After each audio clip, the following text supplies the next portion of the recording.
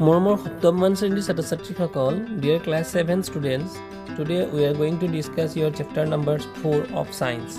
তোমালোকৰ বিজ্ঞানৰ পাঠ নং 4 আমি আলোচনা কৰি যাম। পাঠটো হৈছে তাপ।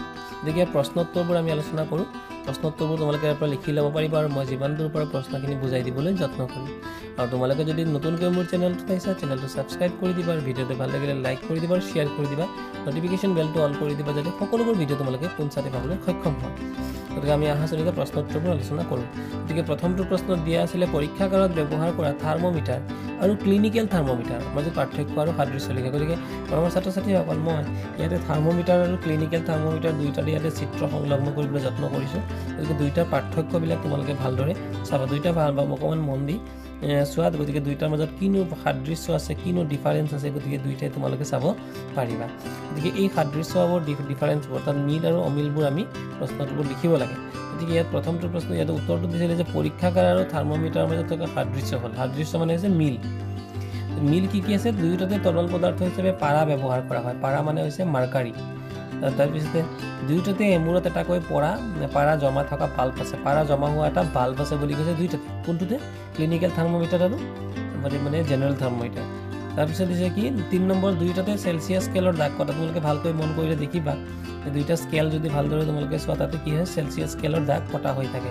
দুইটাই হ'ল দীঘল ঠেক আৰু কাঁচৰ নলীৰে গঠিত। দুইটাই কিন্তু কাঁচৰ নলীৰ দ্বাৰা গঠিত। দীঘল আছে ঠেক হয়। তাৰপিছত হৈছে এতিয়া পাৰ্থক্য মানে মিলবোৰ আমি ইতিমধ্যে আলোচনা কৰিলোঁ। তাৰপিছত অমিলবোৰ কি মানে ডিফাৰেঞ্চ আছে কি অমিল আছে। ক্লিনিকেল থাৰ্মোমিটাৰত উষ্ণতাৰ জোখ হৈছে 35 ডিগ্ৰী চেণ্টিগ্ৰেড তাৰ পৰা 42 ডিগ্ৰী চেণ্টিগ্ৰেড লোৱাৰ সুবিধা আছে।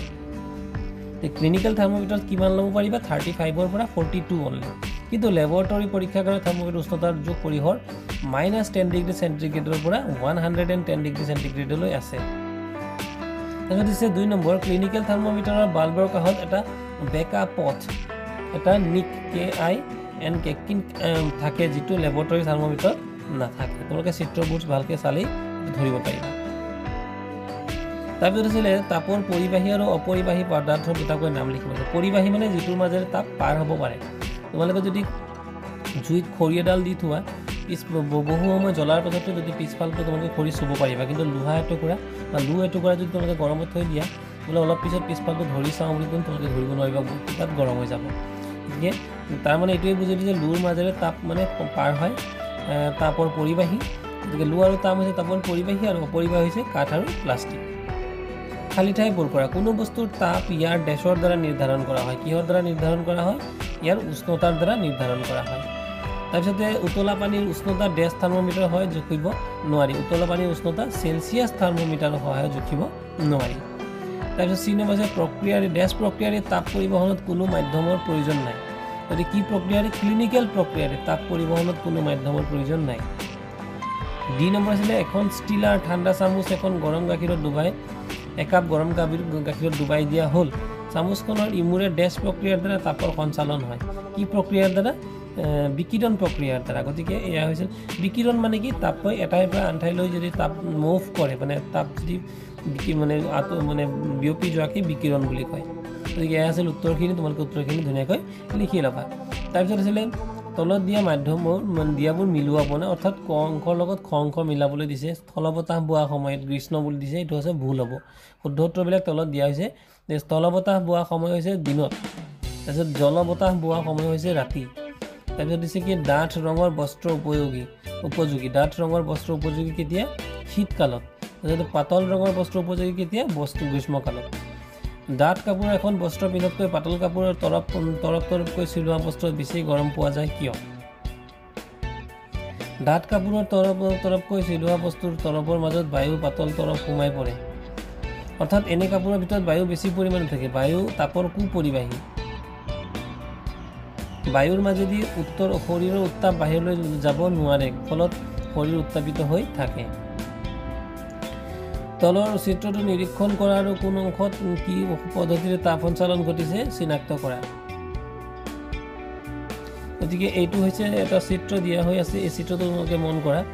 এই চিত্ৰটোত এটা পানী গৰম কৰি থকা হৈছে। ইয়াতে ক'ৰবাত পৰিবহণ বুলি লিখিছে ক'ৰবাত পৰিবহণ। চিত্ৰটোত আমি চালে পৰিচালন ক'ত ঘটিছে তোমালোকে চোৱা ভালদৰে। বিকিৰণ ক'ত হৈছে? বিকিৰণ এই জুইত য'ত নেকি জুইৰ চাপ গৈছে তাত বিকিৰণ পৰিবহন ক'ত হৈছে য'ত পানীটো উতলি আছে সেইটো হৈছে পৰিবহন গতিকে আৰু পৰিচালন ক'ত ঘটিছে ভিতৰত পৰিচালন মানে পানীখিনি লৰি আছে গতিকে এইটো হৈছে পৰিচালন গতিকে এয়া আছিল চিত্ৰটোৰ বৰ্ণনা আৰু ইয়াতে উত্তৰটো তেনেকুৱা দিয়া হৈছে যে চিত্ৰত তাপ পৰিবহনৰ পদ্ধতি হ'ল বিকিৰণ বাৰ্ণাৰৰ পৰা সসপেনৰ তলিলৈ বাৰ্ণাৰৰ পৰা জুই ওলাইছে গতিকে এইটো হ'ব বিকিৰণ তাপৰ বিকিৰণ হৈছে তাৰপিছত পৰিবহন পাত্ৰৰ তলিৰ পৰা ওপৰলৈ আৰু চামুচখনৰে গালৈ মানে কি হৈছে পাত্ৰৰ তলিৰ পৰা ওপৰলৈ কি হৈছে পানী লৰচৰ কৰিছে গতিকে এইটো হ'ব মানে পৰিবহন আৰু পৰিচালন কোনটো হ'ব পাত্ৰৰ তলিৰ পৰা পানীৰ ওপৰ পৃষ্ঠলৈ এইটো হৈছে পৰিবহন মানে পৰিবহন আৰু পৰিচালন দুটা দিছে পাত্ৰৰ তলিৰ পৰা ওপৰলৈ চামুচখনৰ গালৈ পানী যেতিয়া লৰচৰ কৰে পৰিচালন মানে পাত্ৰৰ তলিৰ পৰা পানীৰ ওপৰ পৃষ্ঠলৈ 7 নম্বৰ প্ৰশ্ন দিছিলে গৰম প্ৰধান ঠাইৰ ঘৰবোৰৰ বেৰৰ বাহিৰ ফালে বগা ৰং দিয়াটো পৰামৰ্শ দিয়া হয় ব্যাখ্যা কৰা ইয়াৰ কাৰণটো হৈছে বগা ৰঙে সূৰ্যৰ পোহৰ আৰু ৰ'দ তাপ কমকৈ শোষণ কৰে কাৰণ সূৰ্যৰ পোহৰত থকা হাতুটা ৰঙে বগা ৰঙৰ বস্তু তাৰ গাৰ পৰা প্ৰতিফলিত কৰে ফলত বস্তুটো ঠাণ্ডা হৈ থাকে গৰম প্ৰধান দেশৰ ঘৰবোৰৰ বেৰৰ বাহিৰৰ ফালে বগা ৰং দিলে সূৰ্যৰ পৰা বেৰত আপতিত তাপ কমকৈ প্ৰশোহিত হৈ বাবে বেৰখন ঠাণ্ডা থাকে গতিকে ঘৰৰ ভিতৰলৈ তাপ সঞ্চালনৰ পৰিমাণ কম হয় বাবে ৰুমৰ ভিতৰত গৰম কম হয় সেয়ে গ্ৰীষ্ম প্ৰধান ঠাইৰ ঘৰবিলাকৰ বেৰৰ বাহিৰৰ ফালে বগা ৰং দিয়াৰ পৰামৰ্শ আগবঢ়োৱা হয়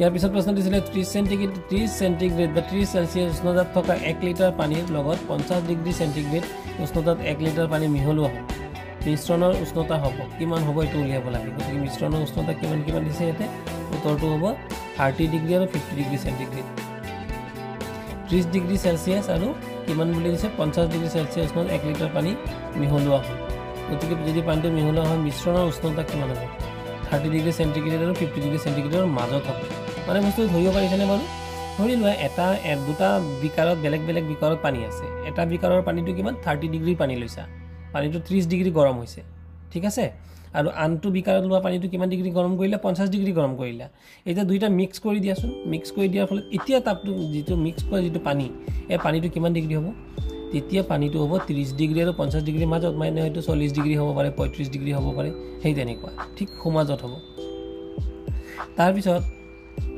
এটা 40 ডিগ্ৰী সেন্টিগ্ৰেড উষ্ণতা থকা লুৰ বল 40 ডিগ্ৰী সেন্টিগ্ৰেড উষ্ণতাত মগৰ পানীত ডুবাই দিয়া হ'ল তাপৰ সঞ্চালনৰ ক্ষেত্ৰত তলৰ উক্তি মানে শুদ্ধ উত্তৰটো হ'ল কোনটো শুদ্ধ উত্তৰ কি প্ৰশ্নটো বুজা এটা 40 ডিগ্ৰী সেন্টিগ্ৰেড উষ্ণতা থকা লুৰ বল 40 ডিগ্ৰী সেন্টিগ্ৰেড উষ্ণতাত মগৰ পানীত ডুবাই দিয়া হ'ল বলটো কিমান ডিগ্ৰী আছিলে লোহাৰ বলটো কিমান ডিগ্ৰী গৰম কৰা হৈছিল 40 ডিগ্ৰী আৰু পানী কিমান ডিগ্ৰী পানীত সোমোৱা হৈছে 40 ডিগ্ৰী পানীতে সোমোৱা হৈছে এতিয়া তেনেহলে কি বুলি কৈছে তাপৰ সঞ্চালনৰ ক্ষেত্ৰত তলৰ কোনটো শুদ্ধ তাপ কোনটোৰ পৰা কলৈ যাব প্ৰথম কৈছে লুৰ বলৰ পৰা পানী লৈ যাব দ্বিতীয় কৈছে লুৰ বলৰ পৰা পানী লৈ বা পানীৰ পৰা লুৰ বললৈ কোনো ফালেই নহয় সি নম্বৰটো দিছে পানীৰ পৰা লুৰ বললৈ যাব আৰু দুয়োৰ উষ্ণতা বাঢ়িব উত্তৰটো হৈছে কোনো ফালেই না যাব যেহেতু দুই ফালে 40 অৰ্থাৎ দুই ফালে 40 লুৰ বলটো 40 পানীও 40 গতিকে তাপ কোনো ফালেই না যাব এখন আছিল এখন 10 নম্বৰ প্ৰশ্নটোত এখন কাঠৰ চামুচৰ এটা মূৰ আইসক্ৰীমৰ বাটিত সোমাই দিয়া হ'ল ইয়াৰ আনটো মূৰ কি হ'ব এটা প্ৰশ্ন